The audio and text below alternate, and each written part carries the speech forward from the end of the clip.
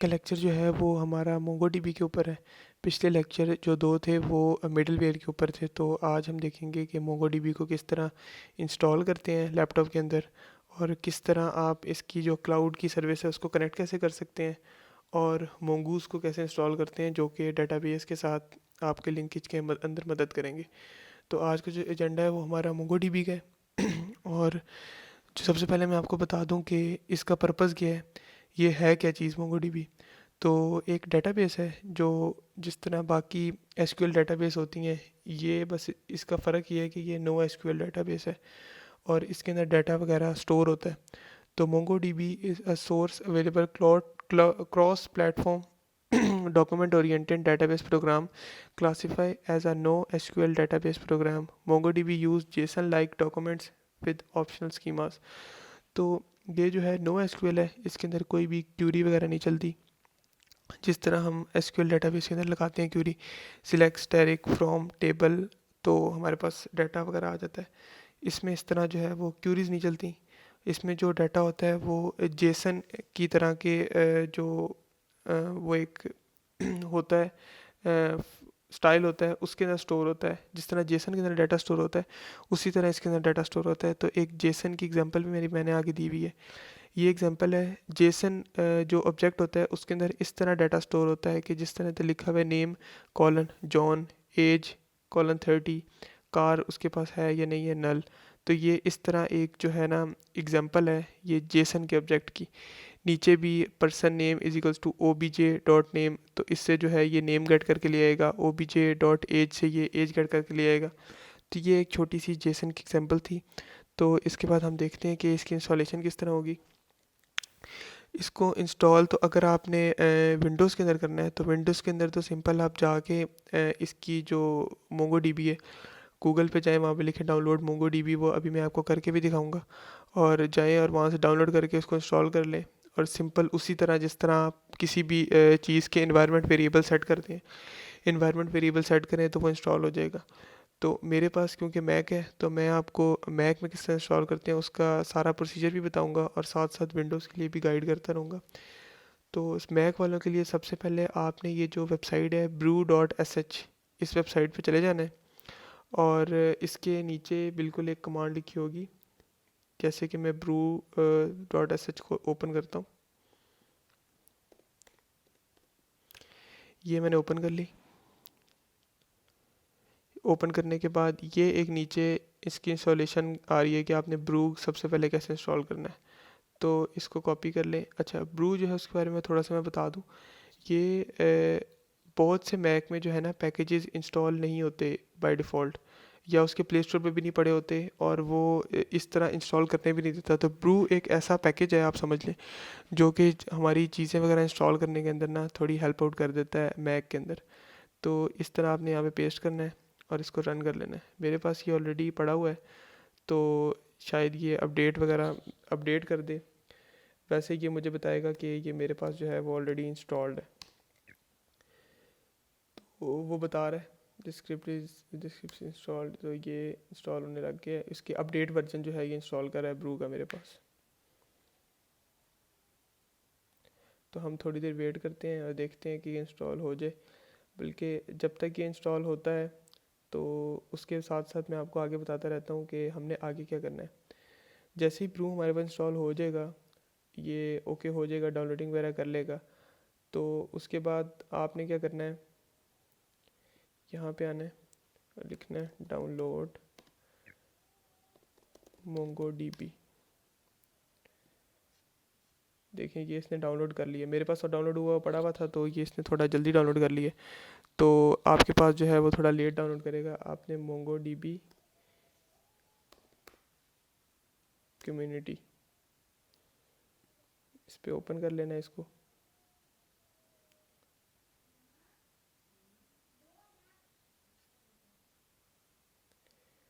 ये Mongo dB community server जो है ना, ये आपको दिखा रहा है यहाँ पे, ठीक है। ये यहाँ से डाउनलोड करने से भी हो जाएगा, ठीक है। लेकिन मोस्ट प्रॉब्ली कभी कभी इस तरह होता है कि यहाँ से डाउनलोड करते हुए ना एरर्स आते हैं, कुछ एरर्स आते हैं। अब जिस तरह यहाँ पे देखें, यहाँ पे जो वर्जन अवेलेबल हैं और बाज़ औक़ात वो आपके साथ कंपेटेबल नहीं है, या इन्वायरमेंट के अंदर कभी भी इशू आ जाता है। तो इसीलिए हमने ब्रू को इंस्टॉल किया है, ताकि हम कमांड लाइन से इसको इंस्टॉल कर लें और इस तरह का कोई भी जो है ना मसला ना आए हमारे पास। तो हम ये डाउनलोड कर लेते हैं। हम ये डाउनलोड करते हैं मैक के लिए। आप यहाँ पे लिखें गूगल पे डाउनलोड MongoDB फॉर मैक। ये आ गया इंस्टॉल MongoDB कम्युनिटी वर्जन। इस पर आपने क्लिक कर लेना है। क्लिक करने के बाद ये आपको ब्रू जब आपका इंस्टॉल हो जाएगा, ये देखें ये भी आपको ब्रू से इंस्टॉल कर रहा है। तो ये वन बाय वन आपने ना सारी कमांड्स चला लेनी है अपने पास। सबसे पहले आपने कमांड चलानी है ये वाली x code dash select install. ये जो है ना ये आपके जो ये आपने टर्मिनल के अंदर चलानी है। यहाँ पे आके यहाँ पे इसको इस तरह कॉपी करना है और यहाँ पे ये चला लेनी है। ये मैं इंस्टॉलेशन का प्रोसेस बता रहा हूँ कि MongoDB इंस्टॉल कैसे होती है। ये मेरे पास ऑलरेडी इंस्टॉल्ड है इसलिए इंस्टॉल नहीं हो रही। तो आप इसको जब चलाएंगे तो ये डाउनलोड होगी और ये इंस्टॉल हो जाएगी। उसके बाद आपने ये ब्रू की अपडेट डाउनलोड करनी है। ये करें ना करें इससे इतना फ़र्क नहीं पड़ता। ये अगर ब्रू आपके पास आपने अभी इंस्टॉल किया तो वो ऑलरेडी अपडेट ही होगा। उसके बाद आपने ये वाला जो है कॉपी कर लेना है। ये यहाँ पे जैसे ही पेस्ट करेंगे और आपने चला देना है। मैंने ये 4.4 वर्जन इंस्टॉल किया हुआ है अपने पास, क्योंकि मेरे पास जो मैक है वो थोड़े पुराने वर्जन का चल रहा है, जो ओएस चल रहा है इसके अंदर, जिसकी वजह से जो 6.0 है वो मेरे वाले मैक के साथ सपोर्ट नहीं कर रहा उसको। तो आपके पास अगर लेटेस्ट मैक चल रहा है तो आप वो इंस्टॉल कर लें, या आपके पास जो भी मैक चल रहा है उसका जो मॉडल है वो आप गूगल करें और उसके साथ देख लें कौन से MongoDB का वर्जन सपोर्टेड है। अगर तो लेटेस्ट चल रहा है तो ये लेटेस्ट वाला ही आपके पास चलेगा और इसके अंदर कोई आपको मसला मसाइल नहीं आएगा। तो चलें, इसके बाद हम जो है जब ये इंस्टॉलेशन हो जाएगी, आपने कमांड लाइन में कॉपी कर ली। उसके बाद आपने क्या करना है, आपने अपने पास विजुअल कोड ओपन कर लेना है। और मैं विजुअल कोड ओपन करता हूँ और दोबारा आता हूँ आपके पास।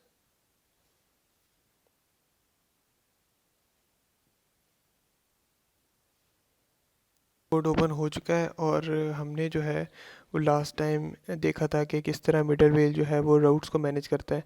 तो आज हम देखेंगे कि MongoDB किस तरह हम विजुअल कोड के साथ कनेक्ट करा सकते हैं। तो आपके पास इंस्टॉल हो गई होगी इन्वायरमेंट MongoDB की। तो और उसके बाद हम जो है वो देख लेते हैं कि इसके ऊपर अकाउंट कैसे बनेगा और फर्दर प्रोसेस कैसे होगा। तो मैं यहाँ पे आता हूँ।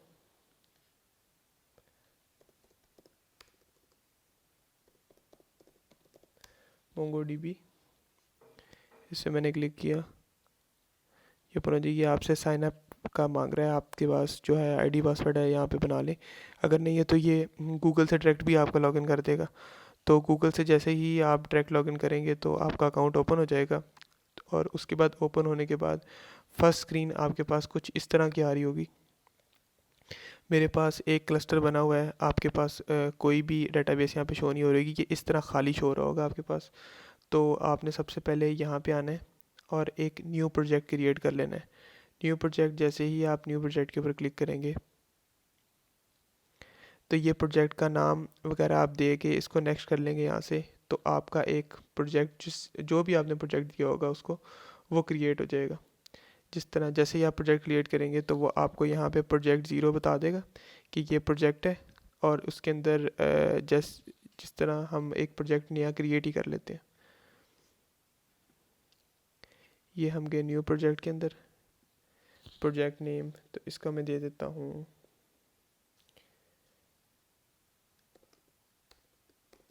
test1 के नाम से मैं दे देता हूँ इसको प्रोजेक्ट नाम। अगर इसके अंदर आपने कोई मेंबर्स वगैरह ऐड करने हैं तो आप मेंबर्स ऐड कर सकते हैं, नहीं करने तो इसको आगे जाने दें।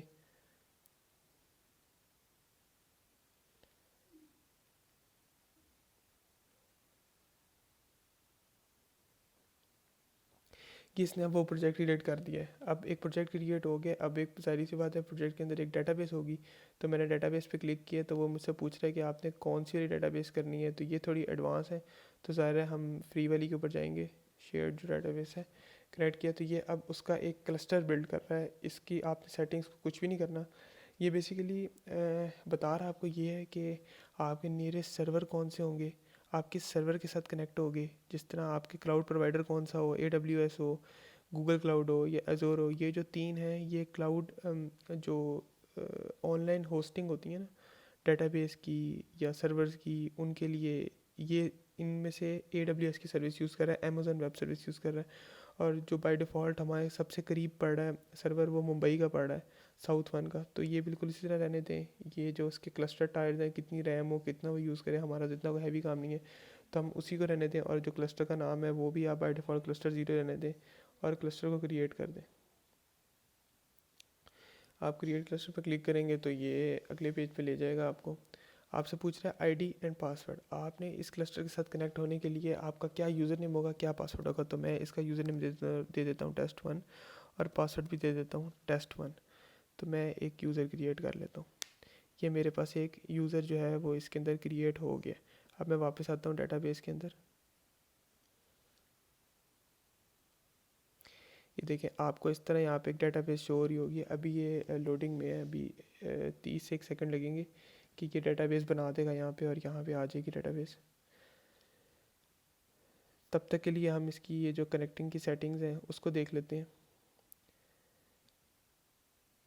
ये आपसे पूछ रहा है कि जैसे मैंने इस पर कनेक्ट पे क्लिक किया है तो ये आपसे पूछ रहा है कि आपने कहाँ से इस डेटाबेस को एक्सेस करना है। तो अभी के लिए हम सिक्योरिटी पर्पज़ के लिए कि किस आईपीज़ को अलाउ करना है, किस आईपी को नहीं अलाउ करना, तो अभी के लिए मैं अलाउ फॉर एवरीवेयर कर देता हूँ और यहाँ पे आईपी डाल देता हूँ। ये 0.0.0.0 मीन्स के कहीं से भी कोई भी आईपी इसको एक्सेस कर सकती है। तो मैंने यहाँ पे आईडी डाल दी। अब मैं इसको बताता हूँ कि मैं किस मेथड से इसको कनेक्ट करूँगा अपने क्लस्टर को, कि मोंगोडीबी शेल से करूँगा, एप्लीकेशन से करूँगा, मोंगोडीबी कंपास से करूँगा या किससे करूँगा। तो मैं अभी एप्लीकेशन के ऊपर क्लिक करता हूँ।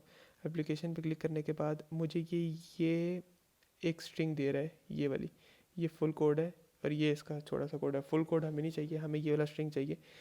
इस स्ट्रिंग के थ्रू जो है हम वो अपने विजुअल कोड से कनेक्ट करेंगे इस डेटाबेस को। तो मैंने ये कॉपी कर ली है।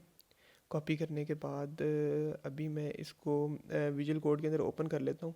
लेकिन विजुअल कोड में ओपन करने से पहले मुझे अपने पास मोंगूस का पैकेज इंस्टॉल करना पड़ेगा। तो मैं यहाँ पे लिख लेता हूँ npm i, बस सिंपल ये आपने लिख के एंटर कर देना है। तो ये आपकी इंस्टॉलेशन स्टार्ट कर देगा। मेरे पास ऑलरेडी एग्जिस्ट करते हैं तो मेरे पास नहीं कर रहा है, ये मुझे बता रहा है कि ऑलरेडी एग्जिस्ट। आपके पास जो है ये डाउनलोड करेगा, दो एक मिनट लगेंगे, ज़्यादा नहीं होगा। तो ये आपको इंस्टॉल कर देगा। तो उसके बाद आपने कोड में आ जाना है। कोड में आने के बाद हम यहीं पे कोड लिख लेते हैं, ये पुराने कोड से नीचे ही, कि उसके अंदर डेटाबेस कैसे कनेक्ट होगी वो वाला कोड लिख लेते हैं। यहाँ पे आपने लिखना है const db is equals to, और सिंपल यहाँ पे आपने डेटाबेस की वो वाली जो स्ट्रिंग कॉपी की है अभी, जो मैंने आपको कहा था कि आप कॉपी कर लें, वो यहाँ पे डाल देनी है। और यहाँ पे पासवर्ड की जगह पासवर्ड एंटर कर देना है। मैंने लिखा था test1 ही पासवर्ड था उसका। तो अब सिंपल हमने देखना है कि हमारा जो डेटाबेस का कनेक्शन है वो बिल्ड हुआ है या नहीं हुआ। तो हम सिंपल यहाँ पे मोंगूस को यूज़ करते हैं और उससे हम देख लेते हैं कि हमारा जो है वो डेटाबेस का कनेक्शन बिल्ड हुआ है या नहीं हुआ। mongoose डॉट कनेक्ट, कनेक्ट के बाद आपने सिंपल ये जो ऊपर वाला वेरिएबल है ये इसके अंदर पास कर दिया इसके फंक्शन के अंदर। उसके बाद देखना है कि अगर कनेक्ट हुआ है तो क्या मैसेज शो करे हमारा कंसोल, और इन केस अगर कनेक्ट नहीं हुआ तो हमारा कंसोल क्या मैसेज शो करे।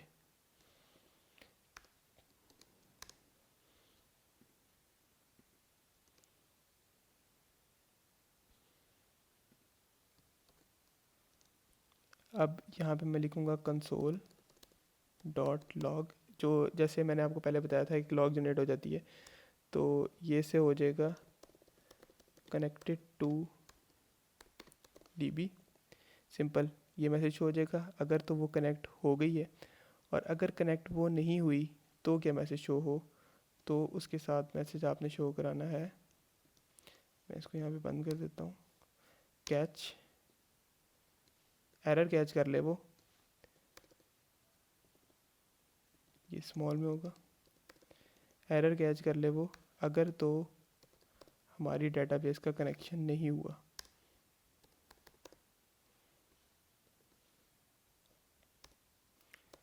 नो, तब ये शो करे नो कनेक्शन।